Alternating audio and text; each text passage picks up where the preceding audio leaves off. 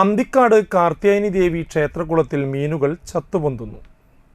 വലിയ ഇനം മീനുകളാണ് വ്യാപകമായി ചത്തുപൊന്തിയത്. ഇതുമൂലം അസഹ്യമായ ദുർഗന്ധം പരിസരത്തുണ്ട്. നിരവധി പേർ കുളിക്കാനായി ഉപയോഗിക്കുന്ന വെള്ളവും മലിനമായി തുടങ്ങി. കുളത്തിൽ പായൽ ശല്യം കുറയ്ക്കാനായി ക്ഷേത്ര സംരക്ഷണ സമിതി 10,000-ഓളം ഗ്രീൻ കാർപ്പ് ഇനത്തിൽപ്പെട്ട മത്സ്യക്കുഞ്ഞുങ്ങളെ കുളത്തിൽ നിക്ഷേപിച്ചിരുന്നു. അനധികൃതമായി മീൻ പിടിക്കുന്നതിനെതിരെ ക്ഷേത്ര സംരക്ഷണ സമിതി മുന്നറിയിപ്പ് ബോർഡ് സ്ഥാപിച്ചിട്ടുണ്ട്. അന്തിക്കാട് പോലീസിൽ പരാതി നൽകിയിരുന്നു.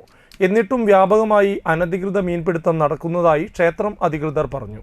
കൂടാതെ മാലിന്യമുള്ള വസ്ത്രങ്ങളും മറ്റും കുളത്തിലിട്ട് വലിയ തോതിൽ അലക്കുന്നതായും പരാതിയുണ്ട്.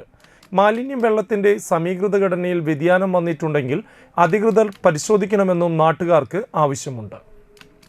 അതെന്തുകൊണ്ടാണ് അതിൻ്റെ ഭരണകാരണം എന്താണെന്ന് വെച്ച് നമുക്ക് പറയാൻ പറ്റുന്നില്ല. കാരണം ഇതിൽ ഇപ്പോൾ പല ഗ്രാമങ്ങളിലും നടക്കുന്ന മാതിരിയായിട്ട് നമ്മുടെ ഈ നഞ്ഞ് കലക്കിയിട്ട് മീൻ പിടിക്കുന്ന സംവിധാനമുണ്ട്.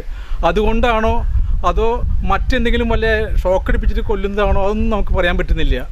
ഇപ്പോൾ ഈ മീനുകളെന്ന് വെച്ചാൽ ഞങ്ങൾ തന്നെ ഈ ക്ഷേത്രക്കുളത്തിൽ ശരിക്കും പറഞ്ഞാൽ ഈ പുല്ലും പായലും വളരാതെ ഇരിക്കാൻ വേണ്ടിയിട്ട് 10,000-ഓളം വരുന്ന ഗ്രാസ് കാർപ്പ് ഇനത്തിൽപ്പെട്ട മീനുകളെ ഈ കുളത്തിൽ നിക്ഷേപിച്ചിട്ടുള്ളതാണ്. ആ മീനുകൾ ഏകദേശം 7 മുതൽ 10 കിലോ വരെ തൂക്കമുള്ള മീനുകൾ ഈ കുളത്തിലുണ്ട്. അപ്പോൾ അതിനെയാണ് ഇപ്പോൾ ഈ ആൾക്കാർ ചെയ്യുന്നത്. പിന്നെ മാത്രമല്ല, ഈ മീനുകൾക്ക് വളരാനായിട്ട് പറ്റാത്ത രീതിയിലുള്ള pH-ൻ്റെ മാലിന്യം, മീൻ വളരാനായിട്ട് pH-ൻ്റെ ഇത് അളവ് കൂടുതലായി മീനിൽ ചാവുന്ന ഒരു സംവിധാനമുണ്ട്. അപ്പോൾ അതും വിഷയമായിട്ട് വന്നേക്കാൻ തോന്നുന്നു. കാരണം ഈ അടുത്ത കാലത്തായിട്ട് കുളത്തിൽ ഒരുപാട് മാലിന്യങ്ങൾ കൊണ്ടുവന്ന് കഴുകുന്ന, അതായത് ഒരുപാട് വൃത്തികെട്ട തുണികൾ കൊണ്ടുവന്ന് പല ആളുകളും പേരെടുത്ത് പറയുന്നില്ല കഴുകുന്നൊരവസ്ഥ ഉണ്ട്.